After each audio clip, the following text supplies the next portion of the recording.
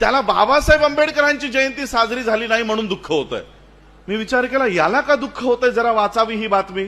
म्हणून ती बातमी मी क्लिक केली आणि ती क्लिक केल्यानंतर माझ्या डोळ्यासमोर ती पूर्ण बातमी आल्यानंतर त्याचं खरं दुःख काय होतं की बाबासाहेब आंबेडकरांची जयंती लॉकडाऊनमुळे साजरी न झाल्यामुळे भारतीय अर्थव्यवस्थेला 2100 कोटीचं नुकसान झालं.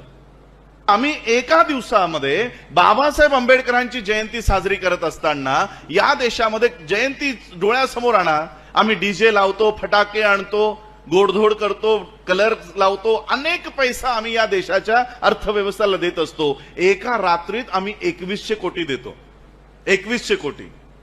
आता विचार करा, जो समाज आपल्या महामानवाला अभिवादन करताना एका रात्रीत 2100 कोटी खर्च करू शकतो, तो काय वर्षभरात 300 कोटीचा आपला स्वतःचा मीडिया उभा करू शकत नाही.